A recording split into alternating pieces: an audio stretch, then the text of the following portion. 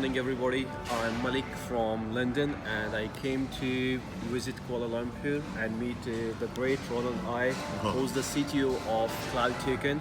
We had a C2 and above meeting on 28th of June and a lot of latest updates and information and about the past, present and future of the Cloud Token has been shared to all the C2 and above leaders.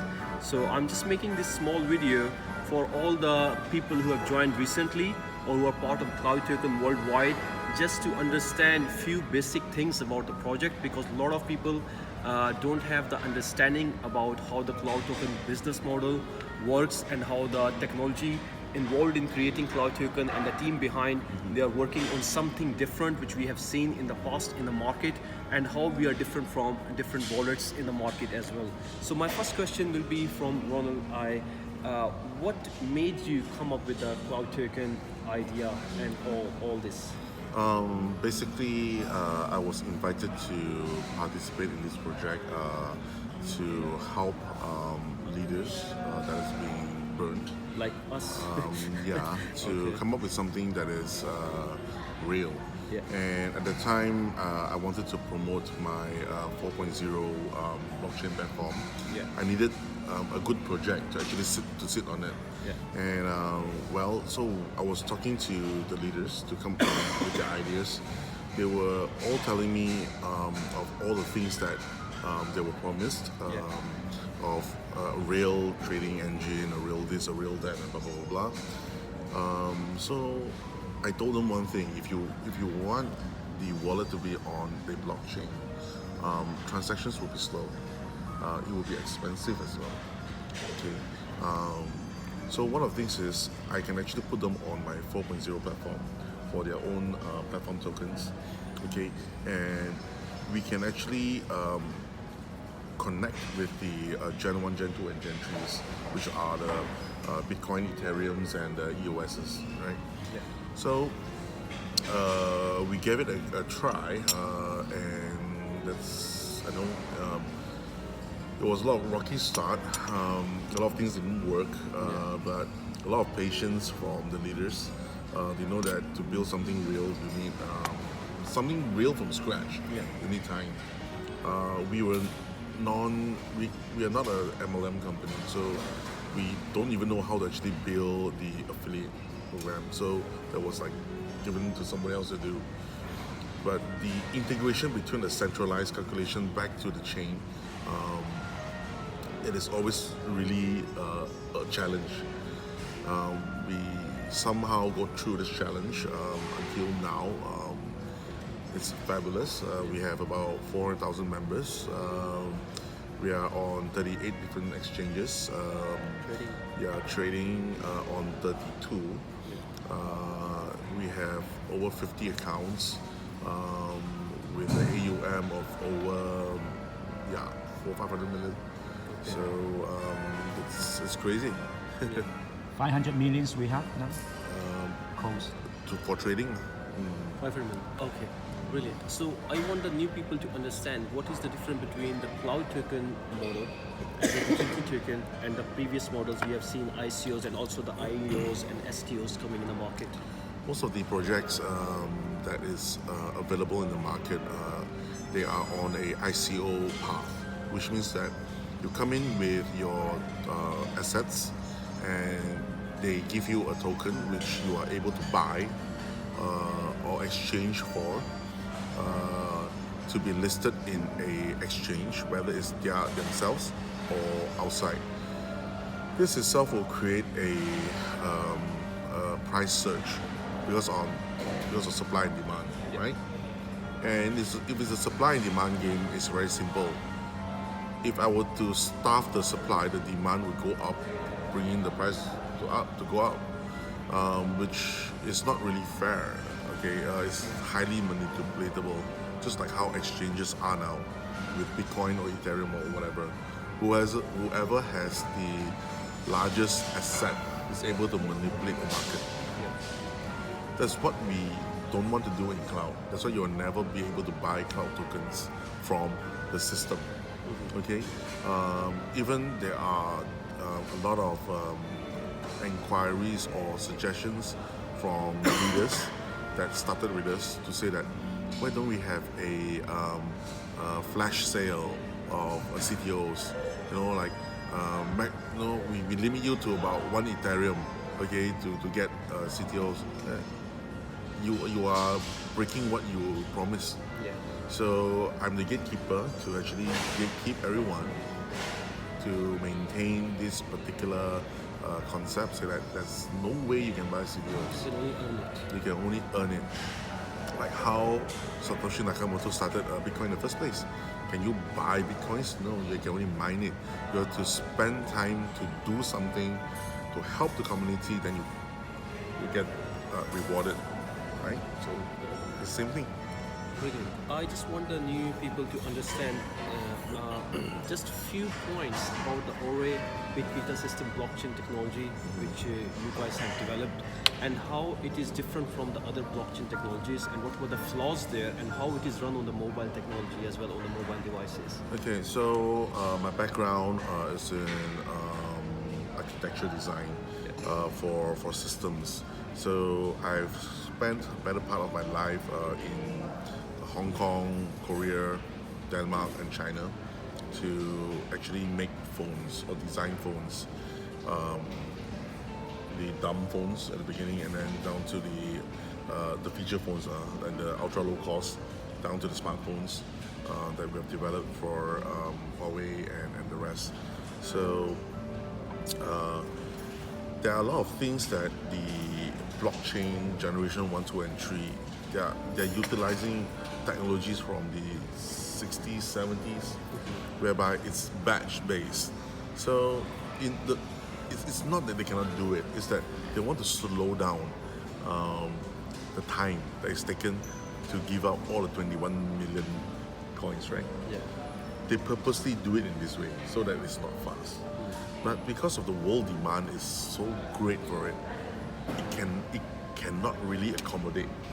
That's why there are other consensus algorithms that came out. For example, like proof of stake and the rest, distributed proof of stakes and all these of things. So for us itself is the problem itself is the technology that's being used to develop the blockchain. We looked at all these 3 issues that we need to solve. First is how you store the chain, Yeah. how you calculate and say that this is a real one. Yeah. Okay, and the third one is how do you actually tell anyone else that how you distribute your data. If you look at Bitcoin blockchain now, it's so huge that you can't even fit to a phone, Yeah. right? And the second worst thing is, whatever you have, the next guy needs to have the same. Yeah. So what if this guy is starting from new, right? You have to sync almost everything in order to start. But there are technologies coming out where, like wallet and things like that, they can let you sync portion of it, but it's not really the full wallet. You can't really do a lot of things. You can only listen and not participate. Yeah. So when we developed this 4.0 blockchain, we wanted it to be really, really simple, really, really fast, using modern technology. So one of the things is we looked at what this Nano or Cardano they were developing using block lattice technology. Block lattice technology enables that block itself to be created without previous or prior blocks. So, which means that I can start from fresh and I can still write and create blocks. We took that concept into our system itself. We call it the parallel ledger technology, which means that if I were to do a transaction with you, I can write your information and my information, I can write it down, and then we can tell the rest of people that's hearing, just like a radio broadcast, those that hear it will write it down. But on his ledger, on his ledger, is different than our ledger, which is still fine. It's because when someone else needs to do a transaction with you, all of them will say that, hey, how much you have?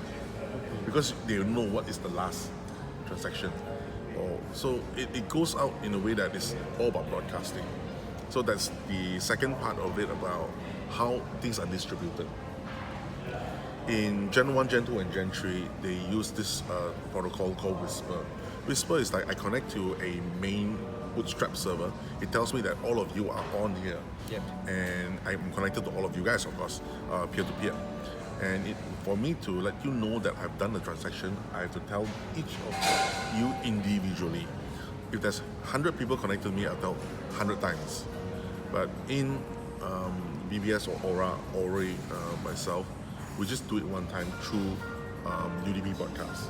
I just send one time. This is the thing. Okay. Anyone that hears it will just write it down. So instead of repeating 100 times, you just do it one time for everything. And it's like you're throwing a pebble in a pond, so you get ripple everywhere. So it's like, then it propagates out. So this is the second thing. How it will practically make us better in making The transactions? the more phones there is in the network, the yeah. faster it's going to get. So all the phones can participate in the blockchain. Yeah. Become the router. blockchain? Yes, you're becoming like an antenna to So who will verify those transactions? All the mobile devices? all the mobile devices. Now, the thing is the consensus algorithm, right? Yeah. So we use a very neat consensus algorithm written by a professor. We did not write it ourselves. Okay. It's called proof of reputation. Yeah. So basically, proof of reputation, it works like this. Okay, phones have ports, right? So if like the web browser is port 80, secure port is 443 and things like that. So we go on ports. If you are considered a good actor, you all run on the same port. But if you were to send a bad data that everybody says that this is bad, okay, you are dropped down to a different port. And every time you do something wrong, you get dropped down further. But if you all know that the phones listen to only one port, all right? And if I'm not listening to what you're broadcasting, then you're no longer in the system. So that's how we actually block spams and block bad actors from destroying the network. There are many different ports in the system, and it all depends on your level or ranking. So has anybody ever developed something like that before on the mobile technology, like OA or Bit system? Anybody else is Not working? really, but there are people that's trying to develop old technology, trying to put it into the phone.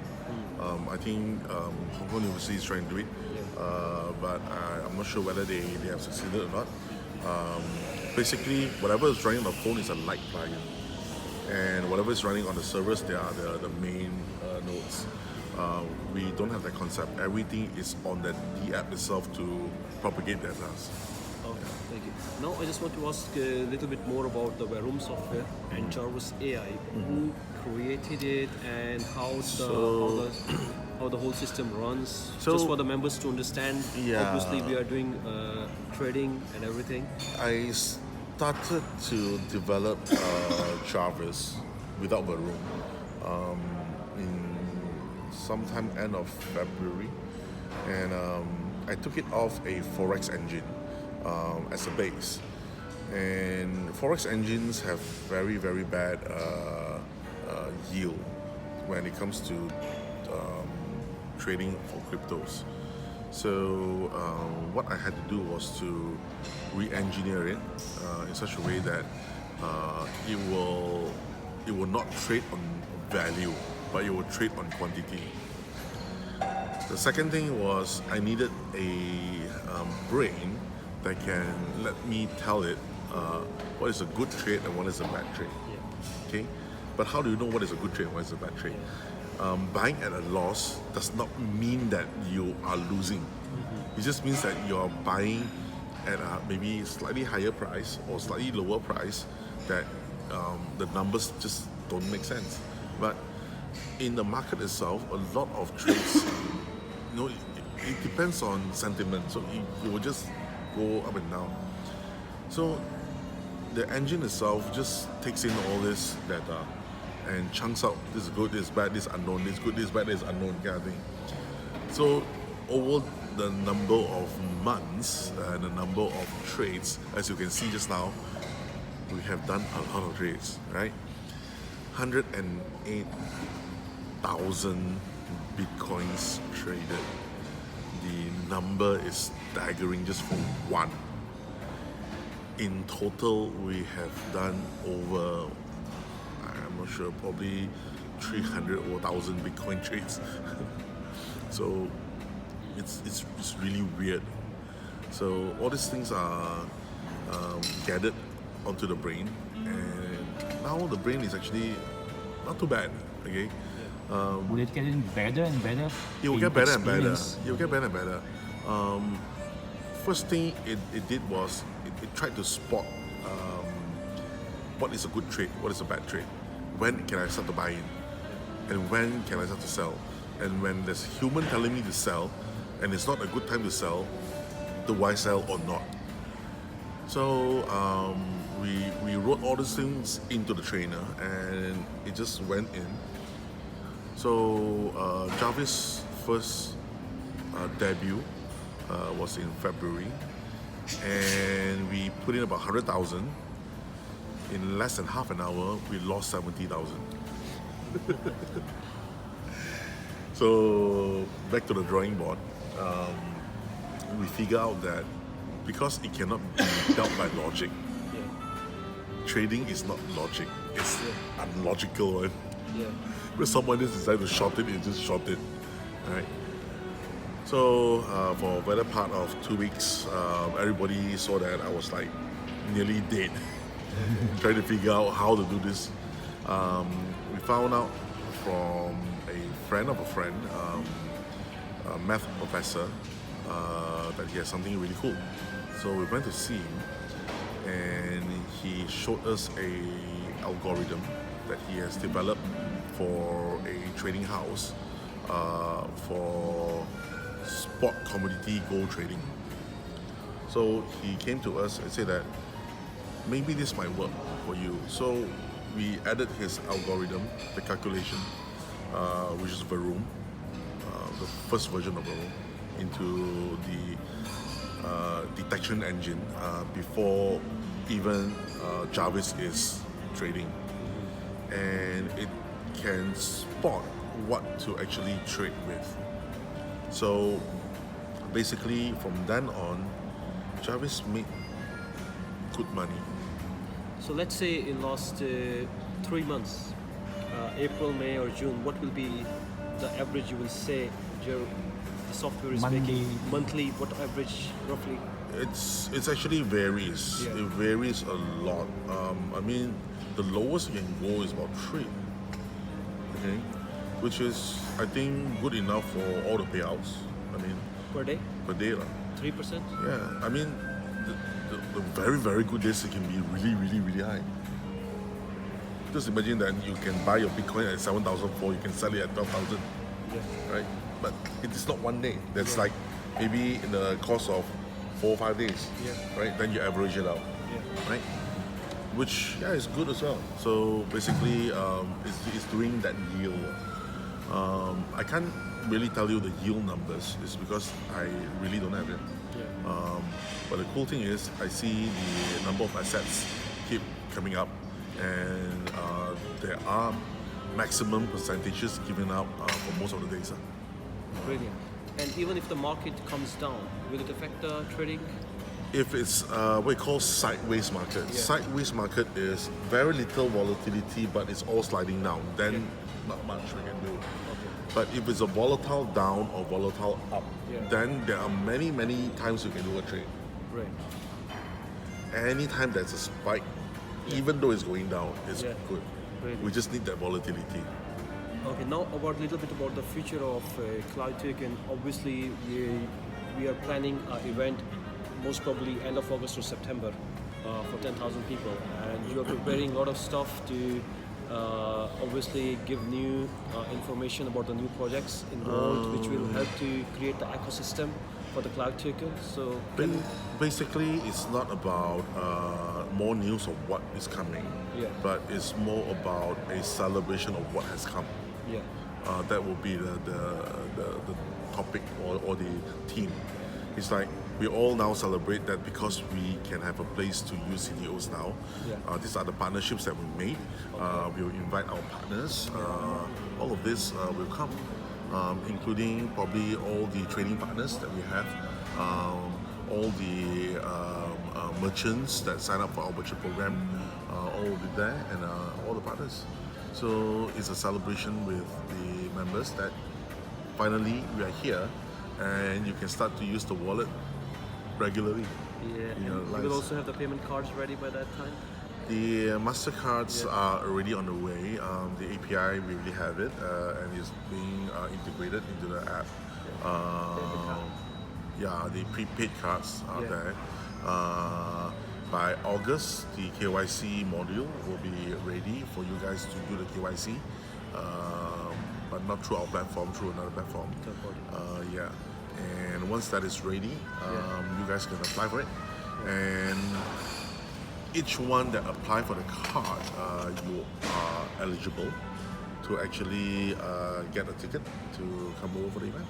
Brilliant. And of course, from the event itself, you can book everything through the, hopefully through the site. Okay, just one last question. Obviously, it's taking too much time. All the merchants who will be accepting CTOs, how will they be provided the facility to convert them into fiat currency, or how does the OTC model works for the merchants? Okay, so as you know that I also said that we are working with we are getting an OTC license, right? Okay. So once that is ready, we are able to do a partnership with the merchants to do the liquidity for them. So for example, now you are a merchant and you sign up with us and you get a POS machine or you get a QR code. You are able to log in to the system itself to say that how much you want it to be liquidated. So for example, I only want to keep, let's say, 15% of cryptocurrencies. And the rest of the 80%, I want it to be liquidated back to any currency of their choice. Okay, so that is actually good for the merchant because I am not affected by the volatility of the token. Once the customer pay, it's already sent to the OTC and comes out. Okay, so you are not affected at all. Brilliant. Just one last question, sorry. What is the vision you see for Cloud Token and creating this community next 1 to 3 years? We are going to be the future of banking, and our goal is to be bigger than WeChat and PayPal. Brilliant. Thank you so much. Thank you, everybody. Thank you for listening, and I appreciate your time, Ronald, and thank you so much for the time. Thank you.